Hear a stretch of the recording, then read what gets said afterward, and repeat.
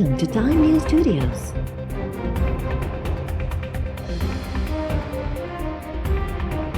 You are watching 4 p.m. Bulletin.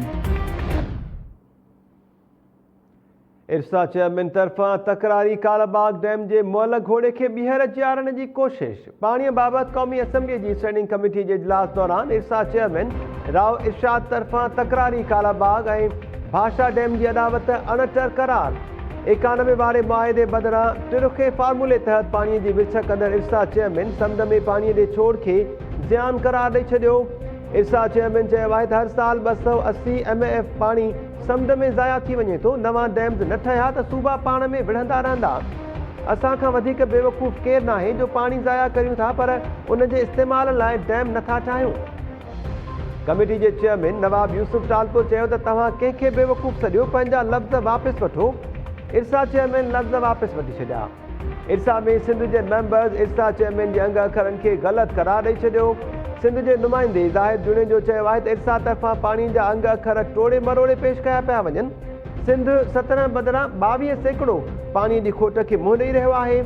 असांखे कोटा जो इज़ाफ़ी 5000 क्यूसेक्स पाणी बि नथो ॾिनो वञे।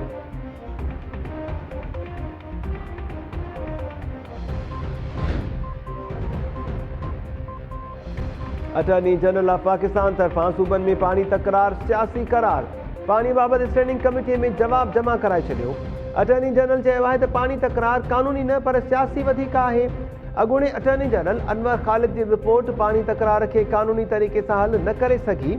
पाणी तकरार कानूनी बुनियादनि ते हल करण बदिरां सूबनि सां ॻाल्हियुनि ज़रिए हल करे सघिजे थो। पाणी तकरार हल करण बाबति वधीक रहनुमाई ऐं हिदायतूं वठण जे लाइ गॾियल मुफ़ादनि वारी काउंसिल सां राब्तो करणु घुरिजे।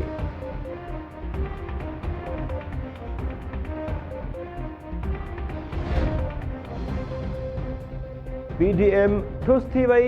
कश्मीर इलेक्शन खां पोइ हालतूं तब्दील थींदियूं ऐं PDM पंहिंजी साइज़ में अची वेंदी। कश्मीर चूंडुनि में PTI लाइ वोट घुरण वारी ऑडियो मुंहिंजी आहे।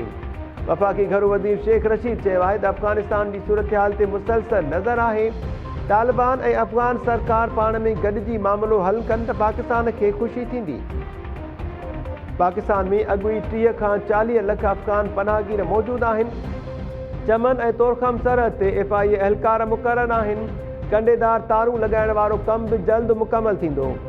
इस्लामाबाद में प्रेस कॉन्फ्रेंस दौरान शेख रशीद चयो त पहिरें ॾींहुं आगाह करे छॾियो त लाहौर धमाके में भारतीय एजेंसी रॉ मुलविज़ आहे। भारतीय एजेंसी रॉ ऐं उन जा मातहत इदारा दहशतगर्दीअ खां पासो कनि। कश्मीर बाबति 5 अगस्त वारे क़दम जी वापसीअ ताईं भारत सां लाॻापा बहाल न थींदा।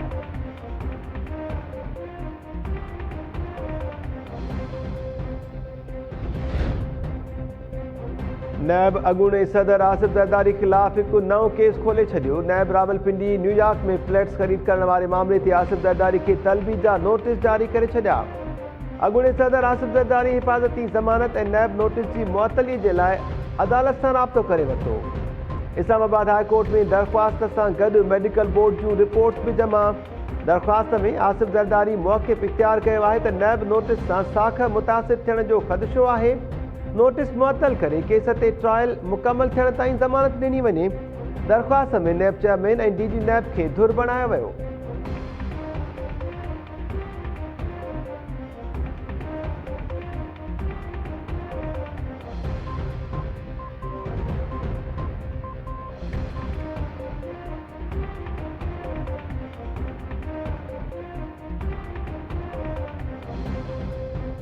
अस्सलाम वालेकुम नाज़रीन, टाइम न्यूज़ में अवां खे भलीकार चऊं था। मां आहियां महताब अली।